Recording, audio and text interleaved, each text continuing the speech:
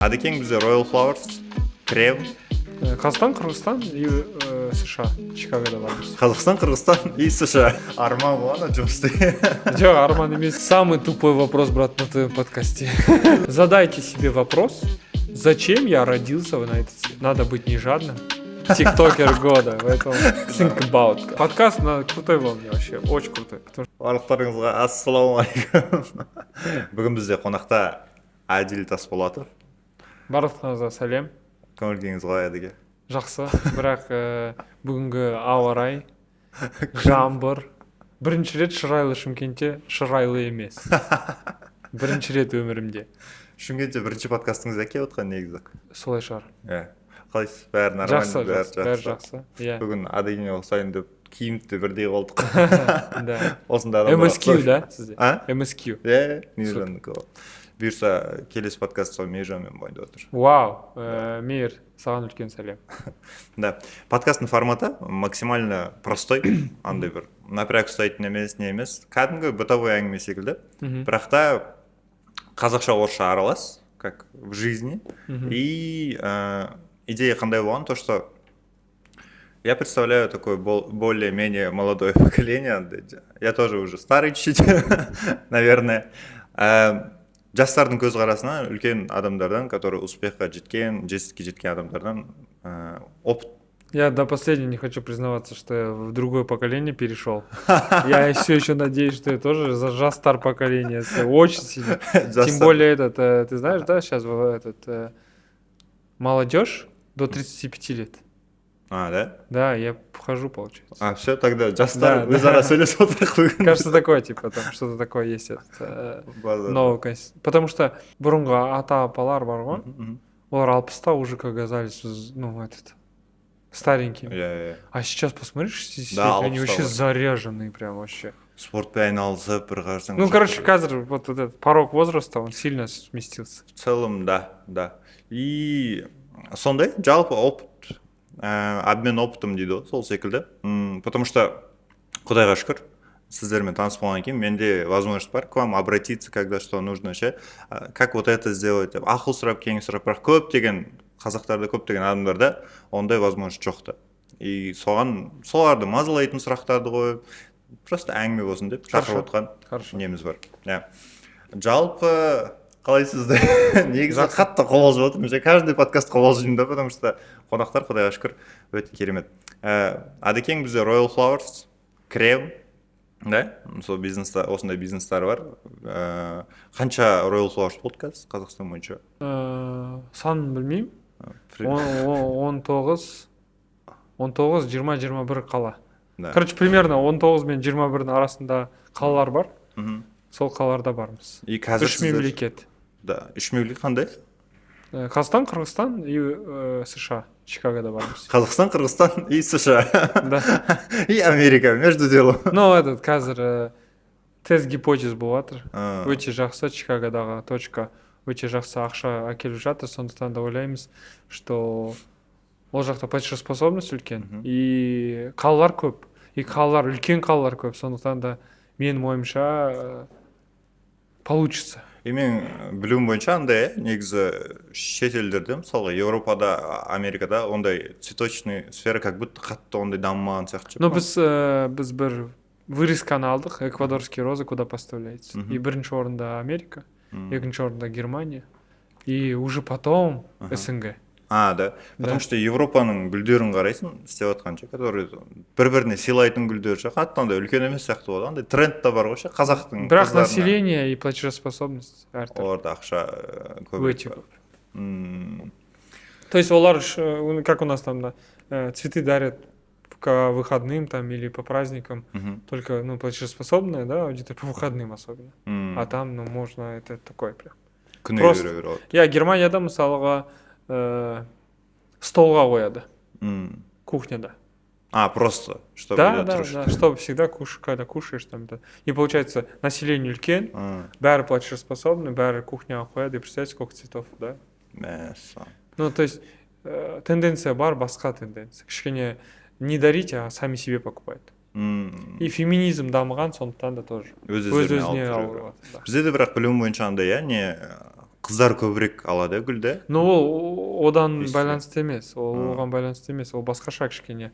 Мысалға, ты еще женат, не женат? Жоқ, бұйырса келесі жыл. Ну вот, келесі жылдан бастап ала жаса сенің әйелін барлықтарын, сенің туысқандардың бәріне алады.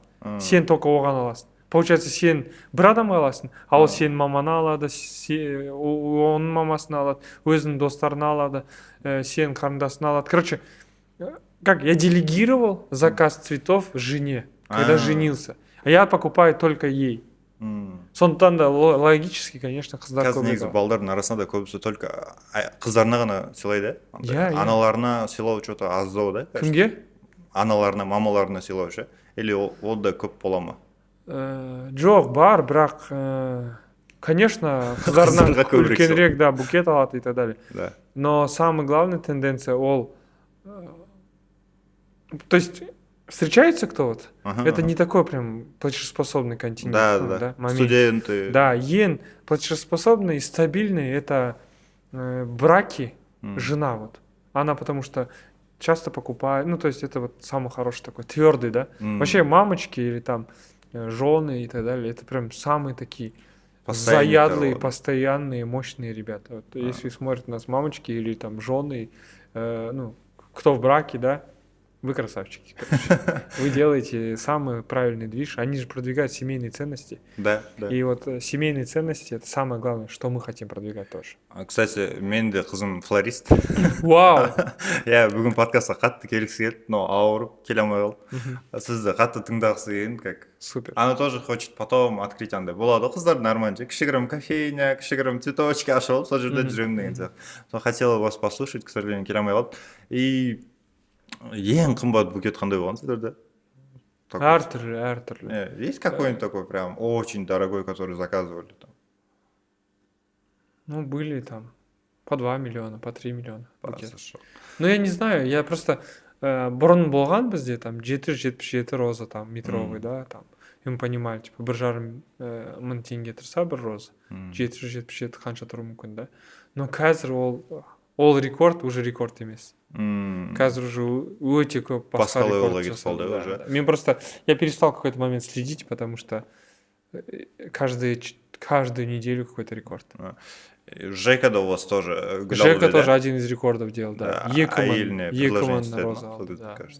Қазір Жека, қателеспесем, партнер. Я. Он официально вошел в сеть. Вот, бір апта бұрын, да. Жақында көріп, вау дедім кәдімгідей. Алибеков, Адильдасо и енді Жека. Арчи. Еще аудиторияда андай өте қызық. Мектепте қалай оқасыз негізі өзіңіз? 4 пен 5. 4 прям. Алдын Аятпен де подкаст жазған кезде андай болған. То, что образование в целом керек пе керек емес. Потому что қазір жастардың арасында сондай сұрақ көп туындайды да. Но университетте, короче, мен ойымша, күшті мектеп, ол күшті старт. Жақсы мектеп. Орфографиян, да, жақсы мектеп. Мен де дарынды балаларға арналған Ыбырай Алтынсарин мектебін бітірдім. Бізде Ыбырай тану деген сабақ болған. Ол бір апта бұрын 140 жыл болды осы мектепке. Менің класс жетекшім 5 қазан күні, вот день учителя, когда был, Тоқаевтан медаль алды, как заслуженный учитель Казахстана. Крутой вообще. Қазақ тілінен берген бізге. И қазақ тілінен береді ғой. И 2-3 одноклассницам әр жыл сайын Олимпиаданың Қазақстан бойынша жеңген. Тарихтан тоже әр жыл сайын Олимпиаданың жеңген. Біз тек қана математика, физика, информатика жағын КТЛ-дарға беретінбіз. Қазақ тілі, тарих, орыс тілі, барлық гуманитарный наукалар бойынша тек қана дарын сол өте мықты болды. Получается, мектепте негізі қатты маңызды. Мектепте жақсы оқу, в целом жақсы оқу. Потому что көбісі андай историяларды көріп алады, то, что вот там Стив Джобс оқымаған, универін тастап кеткен, анау тастап кеткен деген сияқты. Соны қарап сондай болып. Но универ, қара, универ туралы айтайын. Мектеп ол старт, да. Орфографияны дұрыс болады, көз қарасын дұрыс болады, жаман әдетке баула алмайсың, или как это правильно сказать, да? Ну, жаман әдеттен алыс боласың, да. И школа это такой прям фундамент. И там учиться хорошо, это важно, да? Не знаю. У меня есть очень много одноклассников, которые, ну, не прям классно учились, но добились классных результатов. Важно, не обязательно классные оценки. Важно, главное, понимать, что творится. Когда ты будешь в этой среде, вот у нас было реально как орта, да, окружение, өте мықты балалар, и как-то стыдно. Вот, например, мне спрашивают, Хақназар қандай жылы там правил. Знаешь? Нет. Ну, типа, и для нас вот в классе было стыдно.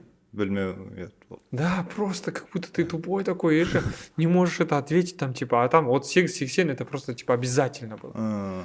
Понимаешь, и ты такой сидишь, и біз мұғалім тарихтан беретін, Қазақстан тарихынан, да, она прям издевалась.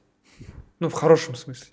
Типа, как можно перепутать там Керей, Жанбек? Ну, то есть, еще же масса жоқ қой. То есть, сен көрмейсің, қазір кинолардағыдай, да, может, қазір мектептегі басқаша, но бізде просто висела карта, и все, и по карте. Мынау былай, мынау сақтар былай, мыналар былай. Но все равно мұғалімдер мықты болатын. И мұғалімдер мықты болса, олар подтягивают, хвалят там и так далее, и ты так подтянулся. Фундамент береді, да? Фундамент. А универге келесің, вот универге мен келдім, политехке, Сатпаев университет, ренжімесің, мұғалімдер мощные были там, профессоры, да, ну, такие серьезные. Но, блин, у тебя одногруппники вообще слабые. То есть, получается, ты приходишь в группу, и ты умный в этой группе. Знаешь, как неприятно? Самый умный болған, да. Ну, один из там, не точно не самый. Но артқа қарай тартады ол зат. Да, как будто артқа қарай. И ты такой, ёлки-па, а? Топтардың арасында жүрген ұнайды ол сізге, который... Да, и потом мен сразу бірінші 90-нан бастап перестал учиться. Или там не 90 же, там бірінші, да? Бірінші семестрдан бастап оқымай, короче, что-то там вообще араласып. Сіз бітірдіңіз, иә, университет? Жоқ, бітірдім, мен просто имеется в виду там стипендия алған жоқпын уже. Грантта оқыдым, бірақ типа 15 000 стипендия была. Да, вот, это вот дипломная работа, это я даже знаю, где находится кабинет, Горно-металлургический институт. Это дипломная работа кезінде. Жассыз ғой, мына жерде қазір. Иә, 2015 жылы, 2014-2015 жылы. Универді бітірген кезде. И вот бір апта сон, мынау дипломды қорғап, бізге Мәскеуден бір профессорлар келді. И айтады, магистратураға түсу керек Москваға, грантқа сізді аламыз. И вот я поехал в Москву учиться на гранте. Сол үшін сіз Москвада көп жүргенсіз, иә? Иә. Сол кезде мен әйелмен таныстым Москвада. Біз КВН-ға барғанбыз, Спарта Астана деген команда. Соларға болеть ететінбіз. Вау. Не, получается, школа это база, универде жаңағыдай окружение мықты болу керек, а? Универде как будто жұмыс істеу керек, брат. Я не знаю, это же мой қазір жастар, потому что универде оқып жүру керек. Оқып на всякий случай и жұмыс істеу керек. Қазір алады, зачем мне на универ фокус тратить и так далее. Может быть, вы правы. Я не знаю, правы они, не правы, но я, короче, просто совмещал. Кешкі 8-ден таңғы 8-ге дейін мен оператор болғам компьютерный клубта. Next деген, променад. Все. Арман болған, жұмысты. Жоқ, арман емес, 8, каждый день, брат, 8-ден кешкі 8-ге таңғы шейін. И сосын таңертең шығасың ғой сақтан. И 1 сағат примерно сол балуан шолақ, уақытта болған шолақ болды ма, болған жоқ, есімде жоқ. Солардың қасында жүресің, и потом политехке көтерілесің бір Байтұрсынның бойымен. И сол параға барасың. Получается, комп-клубта кәдімгі админ болып отырғасыз ба? Ол үлкен клуб, ол целый, ол компьютерный клуб деп айтуға болмайды даже. Ол үлкен комплекс. Центр развлечений, да. Ол жақта әртүрлі компьютер болды, PlayStation болды, Xbox болды, әртүрлі комнаталар болды. И мен аниматор болғам, это то есть джойстиктің батарейкасы отырса ауыстырасың, там біреу кіре алмай қалса істейсің, там Steam болған жоқ, басқа бір нәрселер болған сондай. Тема ғой, андай мен сізді жалпы танимын ғой былайша, бірақ ойлаған жоқсыз да? Иә, біз уже сіз как будто определенный бір деңгейге жеткеннен кейін көріп бастадық қой. И сізді андай компта джойстик қойып жатқаныңызды елестетіп оқиды. Да. И вот параллельно Next-ке параллельно, осы компьютерниге параллельно мен ВКонтактеден паблик аштым гүл сатуға. Астанада, Гүл Астана. Жоқ, ол қазір гүл Астана деп атады, ол басында гүл Алматы деп аталған. Просто когда Астанаға көшкенде біз ауыстырғанбыз ғой атын. А вообще 10 қыркүйекте 2013 жылы сол ВКонтактеден паблик ашып, доставка цветов по Алматы бесплатно деген паблик ашқам. Ол кезде Инстаграм жоқ қой. Ол кезде тек қана ВКонтактеде. Бәрі ВКонтактеде отыратын. Получается, сіз и универді оқып үлгеріп жүрдіңіз, еще комклуб жаңағыдегі жерде жұмыс істедіңіз, центрда, и еще параллельно вот заявкалар алып аттым. Потихоньку, да. Вот, Ну, бро, универде оқып жүрдіңіз деген ол кішкене қате шығар. Просто жүрдім. Барып келіп жүрдіңіз. Да, барып келіп жүрдім. Сессия кезінде там уже бір апта болады ғой. Там уже напрягаешься. Мұғалімдердің қастарынан шықпайсың. И что-то қылып там. Главное, летникке қалмау ғой. Главное, 2 алмау. 3 алсаң, все, до свидания, рахмет. Нормально, да? Да. Ну, реально, мен, трушный, да? Трушный разговор. Да, потому что әдемі көрсеткеннен гөрі қайтадан как есть шындығын айтқан дұрыс. Қалай ойлайсыз, қазір сондай топовый универде оқыған керек па? Мысалы, көбісі балдардың... Мен түскім келеді қазір. Қазір ағылшын үйреніп жүрмін, жақсылақ. Гарвардқа түскім келеді қыркүйекте. Гарвардқа түскім келеді қыркүйекте. Андай оңай қылып айтып отырсыз да ше? Ну, цель қоясың ғой. Именно международный бизнес академияны. Гарвардқа білім үшін түскіңіз келеді ме, соқта беріп отқан? 2 нәрсе үшін. Бірінші білім, екінші нетворкинг. Окружение. Да. Вот сол, мен де көп жетістіктерге жеткен кісілермен сөйлессем, көбісі айтады да, орта қатты шешеді деп ше. Кімдермен араласып жүрсің, қалай не жүрсің, окружение в целом очень сильно решает. 100%. Вот как найти это окружение? Потому что көбісінде қазір ол окружение жоқ та. Мысалы, Шымкентте болсын, Алматыда немесе басқа кез келген қалада ше. Қалай сол окружение табылады? Қалай сіз кезінде тауып бастадыңыз? Араласып дегендей. Вот қалай мен таптым, вот есіме түскім кепті. Менде вообще окружение чисто футбол ғой. Сіз футбол ойнайсың, балалармен танысасың, балалармен араласасың. Сосын универге барасың, универде біреу балалармен араласасың, мектепте балалармен араласасың. Көп қой, мен 5 мектеп ауыстырдым. Әртүрлі класстарда оқыдым. Сосын әртүрлі футбольный клубтар емес, кружоктарда бардым. И көп Қостанайдың жартысын білесің ғой, потому что там өмірін Қостанайда өтті да. Сосын әр қаладан табылға ойнағанда әр қаламен балалармен танысасың. Қазір көп балаларды білемін әр футбольный клубтардан. И солай араластым. Сосын универге түстім. Универ, политех барлық қалалардан келеді ғой. Одногруппниктарым әр қаладан бар практически. Универге түскенде политехке әртүрлі диалекттерге үйрендім ғой. Ақтаудың диалекті да өзінің. Қойшы істейтін. Да. Вообще күшті. То есть уже мен как раз универ кезінде жақын достарым барлықтары Ақтау и Атыраудан болған. И мен тез прям солармен араласып, өзім западный диалектпен сөйлеп кеттім. Сосын Мәскеуге кеткенде вообще ұмытып кеттім қазақ тілін. И қазір де аз сөйлеп жүрмін. Әр жұма сайын қазір тек қана қазақша сөйлесіп жүрмін. Және әйелімен, балалармен сөйлесеміз қазақша. Тырысамыз. Өйткені бізде нянялар филиппинецтер ғой. И олар көп ағылшынша біледі да, орысша далада үйренеді. И біз қазақша жайлап баулап жатырмыз. Өзіміз Саня екеуміз үйге келгенде қазақша сөйлейміз. И нянялар түсінбейді ғой. Қазақша сөйлеген? Иә, қазақша сөйлегенбіз. Жоқ, ол әзіл. Қазақстандасың ба? Қазақша сөйлейді. Менде футболкам бар, Дулат Тастекеев берген маған. Қазақша сөйле деген, кеше сториста болды. Қазақша сөйле деген ұранмен мен офисқа әр жұма сайын барам. Бәрің бүгін қазақша сөйлейсіңдер. Ну, давайте қазақша сөйлесіп көрейік деймін. Не можешь обязательно, просто по возможности. Күшті патриоттық сезімді оятады. Бізде сол көбінесе андай да, Шымкентте қазір движ чуть-чуть азша. В целом бір адамды шығарып алу, шақырып алу қиын да. И сол жауапты жайлап шығарып жатыр. Шынымды айтсам, менің ойымша наоборот Шымкентте ең көп региондардан қарағанда. Мен вот мысалы Шымкентке сторис салсам, келе жатырмын деген. Просто нереально. Алдын помните? Қаншама адамдар жазады ғой, блогерлер. кәсіпкерлер. Бүгін бізде қаншама мейрам да? Royal Flowers ашылып жатыр, еще бір Тары жаққа барамыз, тары ашылып жатыр. Ну, көп нәрсе. Бір күн ол. Алдын, помните, ана сіз доппен челлендж жасап жүрген кезде, Иә, Шымкентке не келдім істеп деп салып кеттіңіз, да?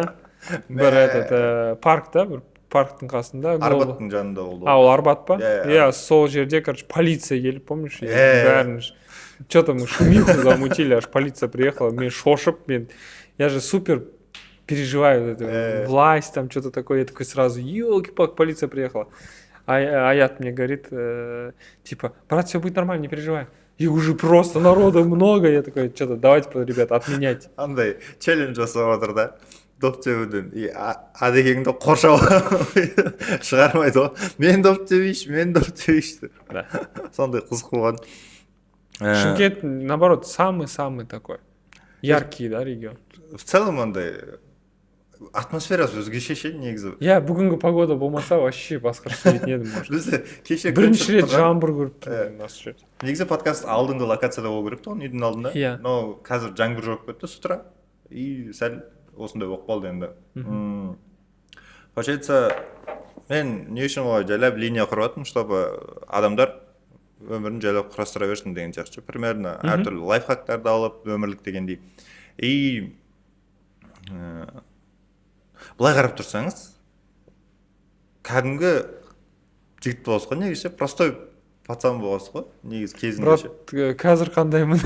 Сейчас вы не простой. Можно простой, я хочу туда. Условно, андай да, бір супер таныс көп емес, айтады ғой, андай талант бар, таныс жоқ деп ше. Или там қатты бай отбасыдан шыққан. Условно айтқанда, ешқандай предпосылка болған жоқ қой, былайша прям то, что осынша филиалов откроете. Брат, менің ойымша вообще ешкімде предпосылка жоқ. А вот қалай жетуге болады соған, чтобы большие дела делать, в целом двигаться? Қазір жастар айтады ғой.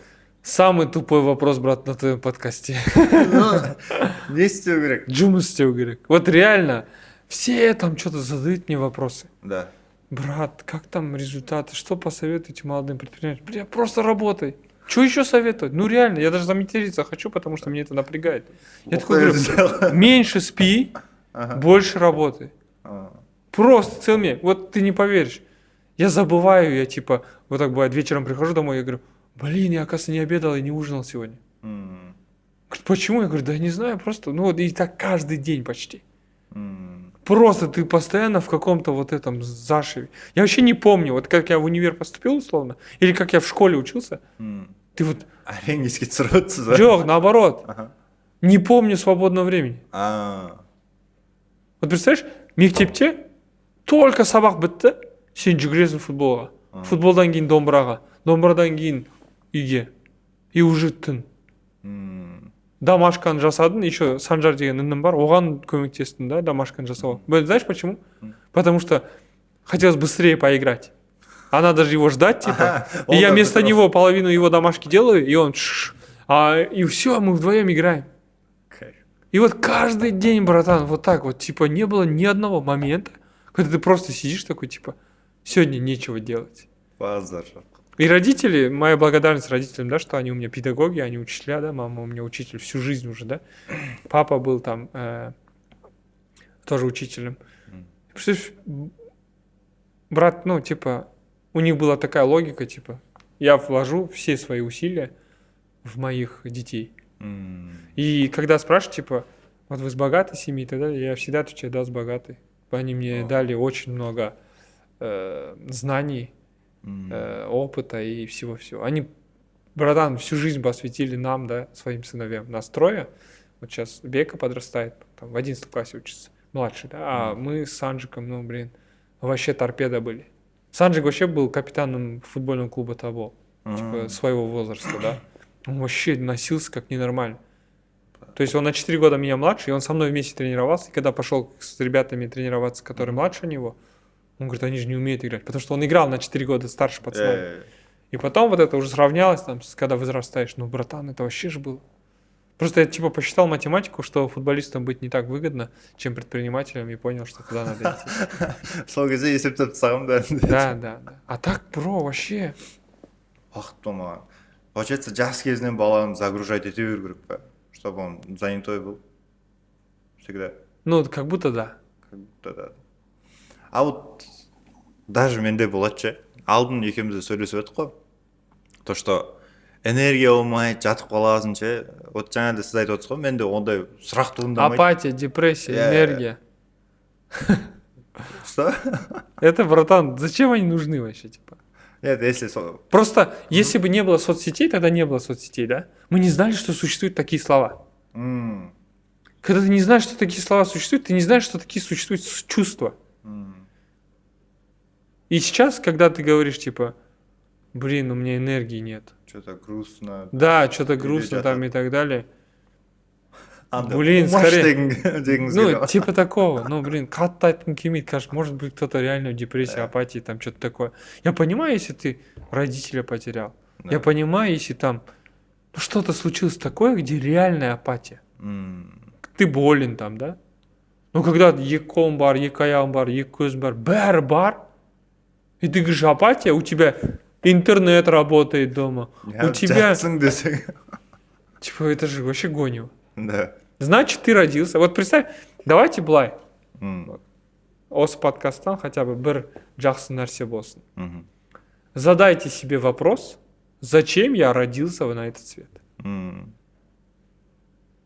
И когда вы родились и говорите, ну я просто там среднестатистический человек и умру среднестатистический человек. Зачем тогда родился? Мог бы не рождаться. Такая у меня логика. Понял? Да. И я переживаю за тебя, когда ты говоришь, у меня там депрессия, апатия, потому что ты молодой, заряженный, ненормальный чувак должен быть. Ты должен просто рвать и метать. Ты же как-то рвешь и метаешь, ты же как-то заставил меня сюда прийти. Мне Дарига сколько раз смс-ки написала. Он хочет с вами подкаст записать, он хочет с вами записать подкаст. Я говорю, блин, Дарига, ну ты же знаешь, что там сильно дикий график. Да, да. Она говорит, ну пожалуйста. Ну то есть ты же смог как-то до нее добиться, да, до моего ассистента. Да, да. И все, мы же сидим здесь. Вот, там-то была твоя энергия. Эта энергия должна быть всегда. Ты же настолько фигачить, да, везде. Если у тебя энергия будет, ты всему научишься. Ну, я так считаю, извините, если я такой, типа, перебарщиваю, но реально, у меня, брат, энергия, ты же видишь, она отдающая. Я бүгін 5-те ұшып келдіңіздер, иә. 5-те, да. Бүгін таңғы сағат 5-те ұшып да, кеше 2-ге дейін FIFA ойнадым еще. И 3 сағат ұйықтадым, келдім, и вот заряжен на подкасте. Алдың таңғы сағат 6-ға дейін FIFA ойнадық. Ну вот, видишь. Бірақ біз одан кейін шаршап қалдық. Да, маған мен Улугбек Шарифовпен FIFA ойнадым. Да, ол жеңіле алмайды, ребят. Ойнамаңдар ешқашан Улугбекпен FIFA. Ол, короче, сізден жеңіліп қалсаңыз, таймға дейін отыра бересіз. Можете на всякий случай поддаться, чтобы Ула успокоился. И вас домой отпустил. Да. Но реально, Ула вообще для меня тоже классный пример. Почему? Я очень хочу в будущем, да, чтобы один из гостей был Улугбек. Потому что мы с ним переписываемся в Инстаграме. Но супер крутой чувак, ты өзім не аламын. Нет, Ула, приди, пожалуйста. Короче, какая история? Он реально self-made, пацан, первое. Я могу за него, да, сказать, что он супер self-made. И второе, что я могу сказать, чувак не умеет проигрывать. Чувак на бешеной энергии. И я кайфую от него. Я вообще редко делаю комплименты пацанам, но правда, заряженный пацан. И я от этого кайфую. Как я в 21 году, когда с Бибетом познакомился, что он творит вообще? Он же вообще не спит. Вот сейчас он спит в отеле, пока мы записываем подкаст. Он спит там с 10 до 12 дня, чтобы просто зарядиться, потому что он всю ночь двигался. Днем двигается, постоянные встречи, вечный график. Я говорю, брат, давай чай попьем. Он говорит, да, давай, 15 декабря. Ну, то есть, понимаешь, да, типа, там настолько все просто расписано до каждой минуты. И командасы да сөйтіп жұмыс істейді. Конечно, конечно. И я смотрю на Бибета, типа, и думаю, ну, блин, камон, я моложе. Что, я буду тупить и сидеть, типа? Нет же. Бибет, извини, что я сдал твой возраст. Но реально так, как есть, да? Молодой. Ну, реально, он красавчик, безумно им горжусь. Это уже мой первый партнер, который мне много чего открыл, который был моим примером, да, как двигаться, что делать и так далее. Он тащил прям нормально нас. Бейбітпен қалай таныстыңыздар, негізі? Просто паркингта, достық база, да? Ага. Ол достық базаның паркингда машинаның ішінде отырған. Я выходил, и так получилось, что наши машины там стояли рядом. Я покажу, Бибет Альбеков, да-да-да, типа я вашим менеджерам пишу. Они мне не отвечают, можем, да, что-то поработать вместе. И все, и вот так познакомимся. Вообще на легком вайбе. Паркингта ма? Бибет еще такой, типа, да, брат, запиши мой номер. Кайф. И қазір Royal Flowers'ның партнері. Вау. Типа, паркингта танысып, бизнес істеп жатыр. Да. И кішкентай бизнес емес, да? Нормально мы так с ним сделали, да. И, по сути, Бейбіт Әлібеков қатты буст берді негізі, в целом, да? Вот как вы рассказываете. Екі рычаг, төрт рычаг бар.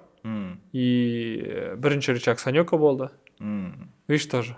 Әйеліңіз, да? Әйелім, да. Я с ней познакомился на КВН, вот Спарта, Астана, Масляков кезінде еще. И капец, девочка, казашка, короче, за Казахстан болеет. Ну, кайфово же, ты в Москве, когда казашка там, и так далее. И все, и мы вот начали общаться, потом в Астане начали встречаться, потом в Астане начали жениться. И вот так вот у нас уже 3 детей, да. И Санёка мне объяснила, что такое делать классный продукт. Вот сейчас у нее новый проект запускается. И вообще все проекты, которые Санёка делает, да, видел. Это просто типа про продукт. Она говорит, самый крутой маркетинг вашего продукта это ваш продукт. Это что? Это ваш продукт. Вот представь, брат, есть же какая-то шашлычка в городе, который вообще официант там какой-то страшный, там санитарной нормы никаких нету, там просто беспредел, но шашлык капец вкусный. И ты едешь через полгорода туда, правильно? Есть же такое? Барлық қалаларда бар ондай шашлычка. И вот Санёка за продукт. Она как ненормальная, хочет, чтобы Royal Flowers'ский продукт, который вы получаете, он был классный. Инструкция по уходу за букетом. Здесь специальная жидкость или там порошочек, чтобы цветы стояли дольше. Там цветы должны с отборных плантаций быть. То есть, когда она вот это заморочилась, я говорю, блин, зачем? Себестоимость улетает в космос. И она такая говорит, давай о людях. И вот это первый мой рычаг, когда мы просто начали вот качать. Потом Бибет. Классный продукт начали делать, да? Да, и мы делали долго, там 8 лет практически, или там сколько, 7 лет. Классный продукт. Қанша болды в целом Royal Flowers'қа? 11 жыл. 11 жыл. И потом Бибет подключился. И Бибет говорит, типа, ни хрена себе классный продукт, давайте туда маркетинга дадим. И все. Когда на классный продукт маркетинг ложится. Если бы Бибет пришел, когда у нас был плохой продукт, и сделал бы маркетинг, он бы нас наоборот вниз поднялся. Типа, он бы сказал, смотрите, ребята, и все пришли ребята бы сказали, говно. Понял? Да. То есть всегда ты делаешь, главное, классный продукт, а потом делаешь классный маркетинг. Если у вас сейчас беспонтовый продукт, и вы хотите в него маркетинг сделать и подумать, что вы больше продаж сделаете, ни хрена. Скорее всего, это ухудшит ситуацию. Вот. Третье было, это когда я понял, что типа надо быть не жадным, и надо попробовать франшизную историю, потому что я думал, типа, блин, я столько зарабатываю, во всех городах Казахстана откроюсь, капец буду зарабатывать. И потом пробно мы сделали через партнера, да, там, франшизи-партнера, и вообще улетели в космос. Оказывается, можно партнериться классно, халяльно, да, ровно. Хороший и партнер. Так далее, да. И каждый партнер, кто бы... Вот чтобы ты понимал, сегодня Royal Flowers открывается в Шымкенте. Да.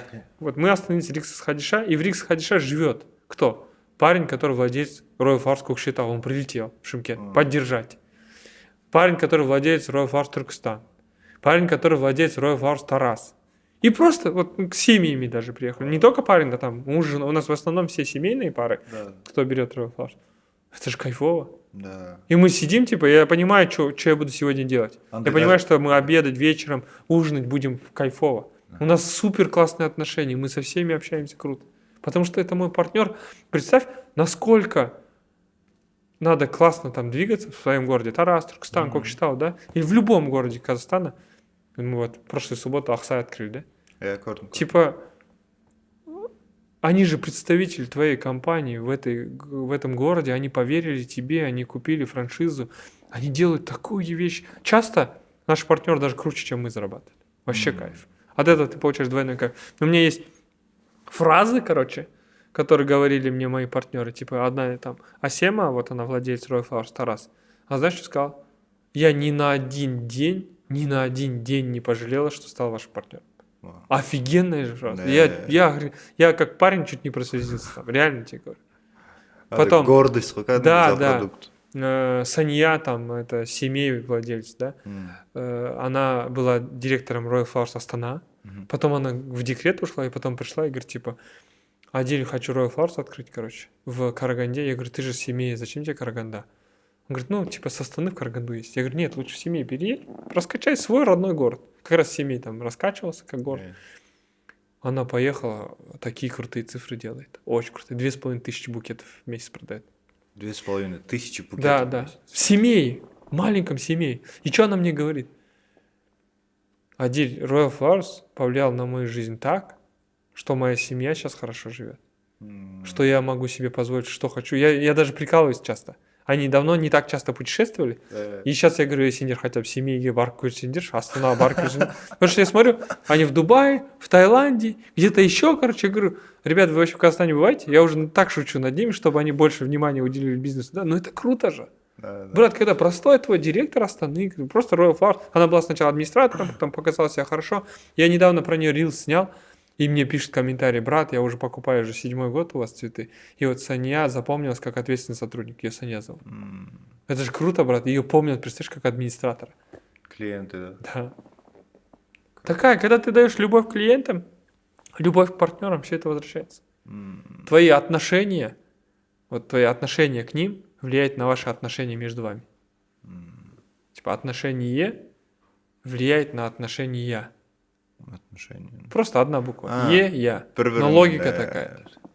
Сен оған көз қарасын, сендердің қарым-қатынастарына байланысты. Мысалға, сен біреу туралы қазір ойладың, онша емес. И оказывается, резко әртүрлі ойлар онша емес ол туралы болады. А сен жақсы ойладың, сен көп нәрсе жақсы одан табасың да. Ол күшті. Жақсы ойлау керек та. Тек қана жақсы ойлау керек. Сен ол туралы жақсы ойласаң, ол сен туралы жақсы ойлай бастайды. И андай да момент бар, что... Ну, вообще ушли от твоих вопросов, брат. Я просто загорелся. Нет, нормально. Это сондай болған. Негізі, как есть, да? От души рассказывать, это наоборот круче. Супер. Чем я буду сейчас задавать вопросы, сидеть. Потому что шынайы әңгіме болған дұрыс қой. Это же не интервью больше, просто поговорить. Шақырғанмын негізі. Да. Блин, честно, қатты как человек, он еще в плане, я вижу, как вы работаете, қандай көп жұмыс істеп жатқандарыңызды көремін да, и командаңыз қалай жұмыс істейтінін ше. И бізге пример ғой негізі ше. Сіздерге қарап бізде ема жатуға болмайды деп. Мына жақта мына кісілер жұмыс істеп отыр, бізде жатпайық, жұмыс істейік. Брат, вот мой очень близкий друг Аят с тобой работает. Это прям очень близкий, да, мой друг. И ты видишь, как Аят спит там, отдыхает или нет? Не бывает же такого, он же постоянно на движнике, что-то как... Аят, ты где? Я в Астане. Аят, ты где? Я в Алмате. Аят, ты где? Я в Шымкенте уже. Он только что обедал в Алмате, уже вечером в Шымкенте что-то там разбирается. Бля, Аят, как ты это все успеваешь? Ну, то есть я им тоже горжусь. И все, кто что-то достигли, все ребята просто в постоянной суете. Қатты қуандық негізі сіздің келетініңіз. Кешетінде естіп, маған Дарья жазады, осындай, завтра в 10, она мне в 10 вечера звонит, завтра в 10, я такой... Все. Она потому что меня просто долго подтверждала. Она говорит, Адиль, пожалуйста, подтвердите. Я говорю, я сейчас не могу подводить людей. Если я сказал, типа, то я должен быть. И я сомневался, типа, а вдруг я не смогу. Такая история. Жазады, и түнде балалармен жүгіреміз, вот это надо взять, вот это. Мы еще дом подготавливали, чтобы все там нормально. Прикольно. И просто погода. И сөйтіп азанда жаңбыр болады, мы такие в шоке сидим. А все к лучшему, брат. Все к лучшему. Да, наоборот, қайта іште жазып отқанымыз дұрысырақ па деп ойлап қалдым. Потому что далада лишний шумдар да болады екен, оказывается. Ну, жел, да. Алтын Аекеңмен подкаст жазып отқанда андай ситуация болған, отырмыз. Обычно біздің үйдің жаны өте тыныш та, адам болмайды, не болмайды. Аекеңмен подкаст жазуға шақырамыз. Бір кезде сосед шығып далаға баласын ұрып отыр, короче. Анау еңіреп жылап. Біз потеря ғой. Еще Аяттың подкастын көрдіңіз осы, да? К-трибун болсын. Подкаст жазып отырамыз уже. Сөйтсек артымызда тауық өтіп бар. Не, классно же наоборот. Как есть, да? Маған наоборот сол надо. То, что... Аят айтып отыр, то, что максимально как есть. Да, наоборот круто. Ұнамайды, біз мынандай күштіміз деп көрсеткенше, потому что да, мы стараемся күшті подкаст жасауға, күшті қонақтар шақыруға, потому что жастардың арасында ондай жоқ қой, шыны керек ше, подкаст. Сізді мысалы шақыратын көп адамдардың примерно сіздің тусовкаңызда жүрген адамдар ғой, олардың сұрақтары да көбінесе про бизнес болады ше. А вот біздің көзқарастан қоятын сұрақтар азырақ болуы мүмкін да. И Адекең ырза болатыным, сіз тағы мысалға сколько бы бизнесов не делал, қанша жұмыс істегенмен күшті демала біледі да ше. Футбол ойнайды, кәдімгі біздің балдар сияқты ше. Кеттік футбол ойнап қайтамыз деп. Одан бері PlayStation ойнаймын, еще білемін, CS ойнай ше. Да. Кайф қой. Бірақ уақыт аз, оның бәрін ойнайтын. Вот бүгін қазір Royal Force деген команда бар, любительский лигада, лига Ада ойнайды, жақсы күшті ойыншылар бар. Бүгін қазір матч болып жатыр. Қазір 11-де, и мен жоқпын ол жақта, короче. Ну, то есть просто ютубтан қарайсың результатын, ютубтан ойынын қарайсың. Потому что постоянно каждый суббота, воскресенье сайын басқа қалалардамыз ғой. А матчтар именно суббота, воскресенье сайын болады. Не, сұрайын деген тағы бір момент болады. Вот вы, как вы начали коллабиться и работать с блогерами еще? Вот этот момент интересный. Потому что байқадым да, бұрын басында сіз бейбітпен бастадыңыз. Очень классно, прям старт нереально болды. Потом қателеспесем Арчибальд қосылды, иә, қастарыңызға. Қазір ол Кремнің амбассадоры ма? Партнер, да. Партнер Крем. И после этого Жека. И в целом сіз блогерлармен көп бірге уақыт өткізесіз, тусуетесь. Как вы в это олай айта алмаймын, конечно, блогерлармен көп уақыт өткіземін. Өзім блогер болып кеткенмін. Чтоб ты понимал, мне недавно вручили статуэтку «Лучший тиктокер года».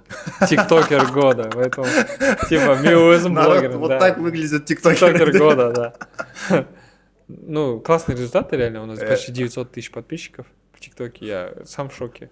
Столько миллионов просмотров, хотя я вообще там, типа, не тиктокер, да? Да. Ну вы лучший тиктокер года. Да, тиктокер года, который не установил приложение ТикТок, потому что там команда выкладывает это все. А, у вас приложения нету? Ну, сейчас есть уже, да. До этого, да, там, до первого полумиллиона у меня не было даже приложения особо. Там.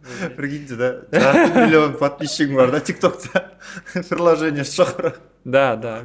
Ну, оның бәрі командаңыздың арқасы ғой? Я команданың арқасы. То, что у вас такая классная команда. Вообще супер крутая команда. У меня крутой продюсер, крутой мобилограф был, вот сейчас он вообще подрос, да, Нурс, ты же помнишь, да, он вообще классно делал. Вообще Нурс что-то тоже помогал. Потом Дарига, Дарига Ташер. 2 жыл болды менімен жұмыс істеп жүргеніне. Күнде стресс ода. Бүгін даже самолетқа үлгермей қалды, да, настолько, да, ну прям стресс жесткий. Кеше түнге дейін тоже офиста отырдық, әртүрлі нәрселерді шешіп. Қалай адамдарды аласыз командаңызға? Сіздің командаңызға кіру үшін қандай адам болу керек? Вот мен қазір ойластырып жатырмын вообще, типа, короче, у меня переживание, что инфобизнесмены делают фигню. Ну, типа продукт, да, но не все, да. Большинство. Я, короче, думал про команду, вот сделать продукт, как, типа, нанимать людей, как их надо команду, с оргструктурой и так далее. Но только для больших предпринимателей, потому что там, если у тебя меньше 50 человек, то что тебе объясню, да? Ну, типа, потому что там лучше на своих софт-скиллах, это как правильно, на своих мягких скиллах или там человеческих скиллах, которые нужно говорить, вот на них надо выезжать. То есть, по факту, команданы өте жақсы көру керек. По факту, сенің клиентің ол сенің команда. Давай мен дұрыс түсіндірейін да ол ойды. Өте мықты ой. Хотя иногда түсіндіргің келмейді да десең ұрсып бере салғың келіп тұрады. Жоқ, реально өте мықты ой. Әр кәсіпкер үшін, әр адам үшін вообще команданы іздеп жатқан. Ең басты ой. Вот біз гүл сатамыз.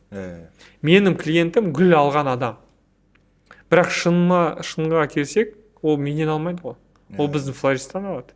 Ол біздің продажниктан алады. Значит, менің клиентам это теплые полы там в офисе, это хорошая зарплата, это вот, чтобы у тебя был классный сотрудник, который продаст классный букет и так далее. Нужен классный сотрудник. Чтобы он классный сотрудник пришел, что нужно сделать? Нужно создать все условия ему, потому что еще есть Нурбол, который что делает? Тоже создает условия для него. Получается, я не конкурирую с цветочным магазином. Я конкурирую со всеми предпринимателями мира, За что? За людей. За лучших людей в своей команде. И как я могу позвать этих лучших людей себе в команду? Просто будучи им лучшим шефом. Создав им лучшие условия. Потому что сегодня ты что-то скажешь лишнее, или там что-то не то, человек просто возьмет и пойдет в другую компанию. А он легендарик. И я хочу собирать возле себя реально легендарных людей. Потому что я посмотрел интервью Стива Джобса, и он говорит, вы, как основатель, должны создавать классную идею. И зажигать эту идею и миссию, куда вы пойдете. И когда вы соберете 10 умных людей и спросите у них, как достичь вас этой идеи, они сами все сделают. И я задаю вопрос, типа, про себя. А что, даже не надо подгонять? А что, не надо даже проверять? А что, не надо даже то-то, то-то? И Стив Джобс, вот логично, да? Он говорит, людей умных не надо подгонять. Людей ответственных не надо подгонять. Они сами себе хозяева. И так все хорошо сделают. Да, и в Apple такая есть прям крутая типа, такие золотыми буквами сделано такое словосочетание, типа, мы нанимаем людей не чтобы им что-то говорить, а чтобы они нам что-то говорили. Потому что нафига ты нанял мобилографа и говоришь, как ему снимать? Ну, нелогично же, да? Он же должен тебе говорить, как снимать. Или ты, например, флориста нанял и говоришь, как собирать их. Он же должен знать, как собирать. Он же тебе должен говорить, нет, Адиль, по факту сейчас идет тенденция осенняя, и поэтому нужен букет собрать в оранжевых тонах. Такое, все съел. Значит, надо гүлдер заказ береміз деп. Да. А вот сіздің сондай топовый условия бар командаңызға кіру үшін не істеу керек? Условно. Или сондай бір? Любой сотрудник болу керек. Любой низкий, любой флорист болсын, продажник болсын, любой линейный позицияға жұмысқа тұр. Өзіңді көрсет. И ты вырастешь, потому что бізде вакансиялар топ позицияларға бірінші только для наших сотрудников выходит. У нас называется это онбординг внутри компании. Как называется? Ну, внутри компании мы нанимаем людей. Понял, да? Да. Вот, например, типа вышла позиция директор крема. Не повышение. Вышла позиция директор крема. И мы отправляем всем сотрудникам, кто у нас есть в компании. Сначала только им, да, получается? Да, только им это объявление. Если кто-то отзывается, мы его приглашаем. Так же, как и мы приглашаем с улицы человека. Но у нашего человека есть, конечно же, привилегия, что лучше его взять, мы же его знаем, он же нам доставляет удовольствие. Он нас знает, мы его знаем. Ну, такая история. И поэтому у нас всегда приоритет – это наши сотрудники. Если он тащит по компетенции, а вдруг там, например, курьер, да, хочет стать директором там, направления франшизного, да, ну, и он приходит, и представляешь, он реально тащит, конечно, возьмем. Но если не тащит, извини. Нормальная история. Он, конечно, у него есть +1 там балл, да, в сравнении с конкурентами, которые приходят с других компаний. Но если он нам на 2 балла уступает, то, конечно, мы выбираем с других компаний. Но чаще всего на топ-позиции все топы у нас все выросли в компании.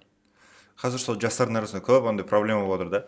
Не жұмыс істейтінін білмейді ше, қай устроиться, кем пара болып, жұмыс жоқ деп жүреді. А мен андай көп кәсіпкерлермен араласқаннан кейін көремін да, бәріне сотрудник жетіспей жатады да ше. Бізге там Бізде қазір 500-ден астам адам бар командада и жетіспейді. Вот қазіргі моментте бізге руководитель отдела продаж Астанаға керек. И тағы бір позиция. Кеше ғана салған просто 2 позиция. Мен емес, HR отдел салған, HR отдел маған жазады. Адиль, вы можете выложить такой-то сторис, нам нужны 2 человека, хотели бы, чтобы это были лояльные к нашему бренду люди. Ну, лояльные к нашему бренду, которые меня читают, смотрят и так далее. Получается, сіздің компанияңызда жұмысқа кіру үшін просто надо хотя бы сначала устроиться в линейную. Да, ну, как вариант.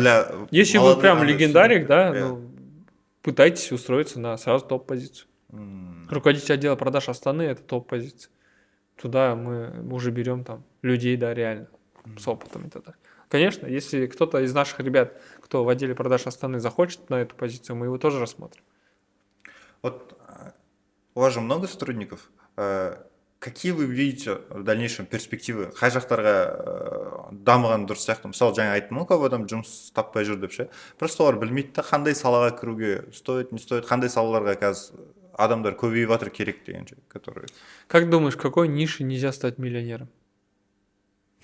Не знаю.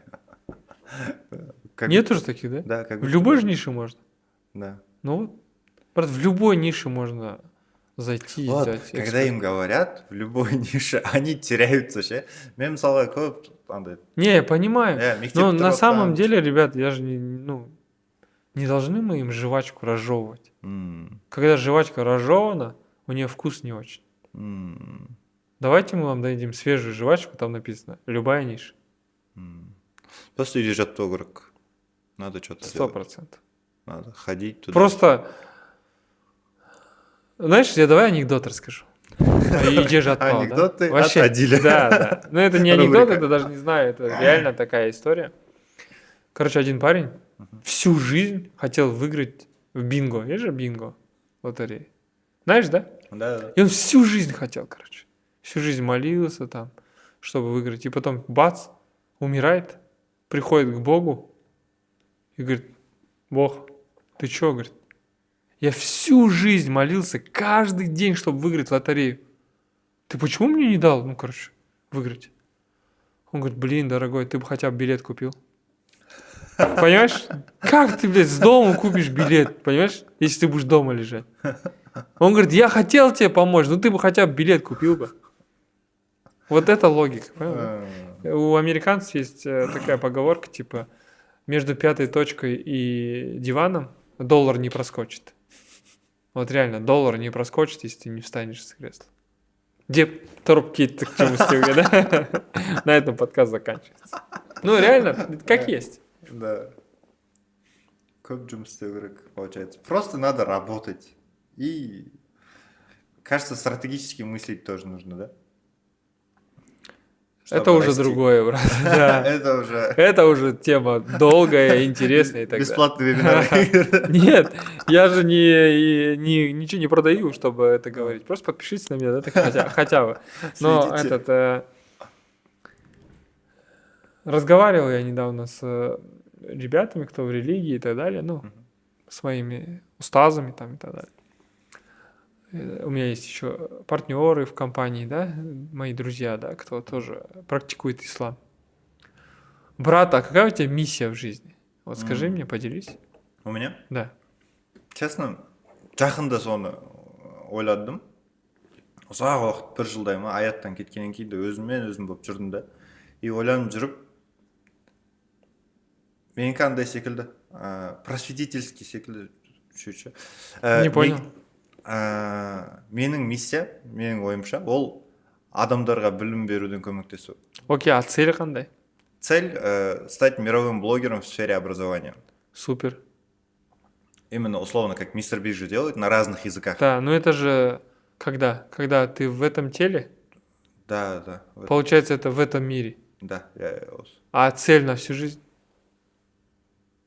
То есть, получается, у тебя жизнь заканчивается здесь, да, когда ты умрешь, и тебя положат в могилку. Ага. Или ты не понимаешь, что я говорю? Я понял. Одан кейін не істейтін болса. Я. Ну, в рай попасть, наверное. У всех такая. Вот логика, короче, вообще, когда ты выстраиваешь себе цель жизни, ну это, блин, как будто я буду сейчас... Как будто... Нормально. Ну, да пофиг, даже как есть. Исламға келдер, короче. Барлықтарын. Это как есть, я говорю. Почему? Потому что мысль такая логическая. Вот, типа, смысл жизни наш — попасть в рай. По факту, негізі сондай, я. И сосын тебе нужно декомпозиция жасайсың. Типа, понял. Понял логику, да? Да. Енді жаса декомпозицию. Вот ты сделал декомпозицию другую теперь, да? Какую декомпозицию ты делаешь? Типа, в этом теле тогда смысл жизни. Да. Не в жизни, а в этом теле. Если жизнь, типа, не в теле... Ну да, мы же душа, а душа, да. И получается, в этом теле у тебя просветительское, там ты говоришь. Все понятно. Но теперь ты же должен не забыть же про стратегию, как ты говоришь, стратегию. А стратегия у тебя попасть в рай. Значит, нужно в этой жизни делать все правильно, пошагово, чтобы попасть в рай, и при этом делать это любимым делом. Что тебе нравится? Вот тебе есть нравится просветительское, делай просветительское. Как это делать? Там, тоже выпиши декомпозицию. Каждого года можешь выписать, каждого дня можно выписать декомпозицию. Но логика же там же, стратегию, если ты говоришь. Но это очень сложная мысль. Ее можно не переварить. Но по идее, я говорю, типа, свои мысли. У меня тоже на эту жизнь мысль такая. Стать одним из лучших предпринимателей, которые сделали международную компанию из Казахстана. Потому что что? Я родился в этом теле, в этой стране. Понял, да, логику? Все, в этом теле у меня тактика такая. Я стану одним из первых предпринимателей, которые сделают международную компанию из Казахстана. И теперь же я должен это же миссия моей жизни. Значит, я должен что сделать? У меня же много проектов. Один из этих проектов должен что сделать? Стать международной компанией, которая известна на мире. Теперь декомпозицию делаешь этой компании. Понял, да? По шагам разбиваешь, да. По шагам разбиваешь, и все. И получается, когда компания достигнет своих результатов, я достигну своих результатов, и все. Миссия выполнена в этом теле. Но при этом же надо же не провалить ту миссию. Тогда, получается, надо делать еще и столпы вот эти, которые говорится, да. Все. Делать хороший, Think about, короче. Делать хороший, нормальный бизнес. Да. Стратегия попасть в рай. Да, я хочу, чтобы ты, Нурбол, вот эту вот вырезку, что я только что говорил, нарезал, и я закинул это в Reels. Потому что это, мне кажется, потрясающая мысль. Да. Мен де ойлағанда негізі сөйтіп ойланып жүрдім, то что сол негізгі задача, по сути, в рай же попасть. Правильно говорится. Ну, это я не догадался сам. Это много людей мне подсказали, которыми я работаю, которые мне подсказывают, да, устазы там разные. Супер. Мне подсказывает это конкретно мой партнер, который сейчас мне помогает с бизнесом, да, он советник мой. Он очень крутой парень. И он мне объясняет, типа, что это получается, ты сейчас поставил цель на эту жизнь или на... понимаешь, да, логику? Ты должен всегда думать. Ты узко мыслишь, что это Примерно слово. Прикиньте, да, Тасболатқа келіп, ты узко мыслишь, что... 100%, потому что мы все живы, брат. У всех есть слепые зоны. И другие нужны, чтобы... Конечно, чтобы подсветить слепые зоны. Он, знаешь, стоит как будто на другом метеорите, и тебе вот так фонариком подсвечивает. Что делать? Кайф. Каждый друг другу же помощник. Ойланып кеткенсің. Да, и самое прикольное, что мысль же не от меня, она же от Бога. Да. И значит, возможно, Нурбол с тобой разговаривает не я, а моими губами пользуется Бог. Типа такого, понял? Да. И вот это вот, когда мысль вообще проседает, и я смотрю на любого человека, типа, а вдруг это мне Бог дает обратную связь, если я туплю, и мне что-то кто-то говорит. Я такой говорю, блин, может быть, это наоборот подсказка. И вслушиваетесь, да, что он говорит. Да. Подкаст на крутой волне вообще, очень крутой, потому что я либо заряжен, типа, Шымкентом, либо я хочу, чтобы был супер полезный. Давно не был на таких душевных подкастах. Потому что все ведут по вопросам. Да. И ты отвечаешь, типа, я вот в 2013 году родился, открыл компанию, а потом что сделал? А потом вот это сделал. Вот это вот. И когда ты просто болтаешь, как будто в кафе, это кайф.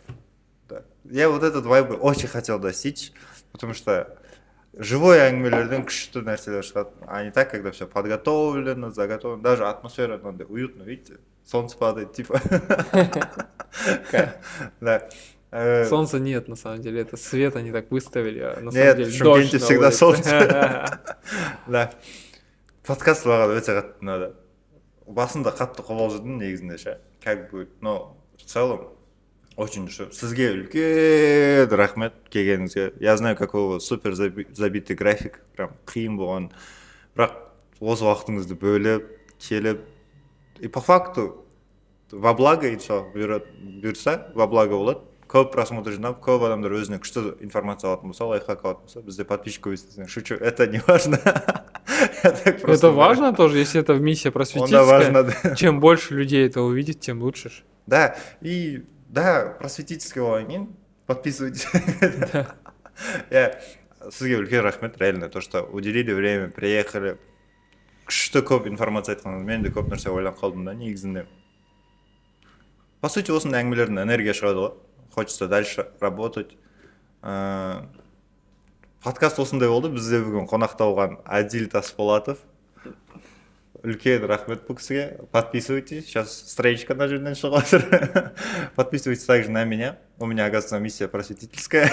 Оказывается. Маған тіркеліңіздер. Подписывайтесь, каналға тіркеліп қойыңыздар, потому что бұйырса күшті қонақтар көп болатын болады. Реально, кім болады? Кім шақырдыңыз жаңа? Улы, да. Улыбек Шарипов. Сізді күтеміз. Өстіп шақырып алады. Да. Мейіржанды шақырып алыпсыз да уже. Общаемся. Все, барлықтарыңызға рахмет. Комментарий жазыңыздар, ойларыңыз қандай пікірлер келді. Қолдап кетіңіздер, потому что комментарий продвижение көмектеседі. Сіздермен болған Нұрбол Қалдыбек, Адил Тасболатов, барлықтарыңызға рахмет. Сау болыңыздар. Все.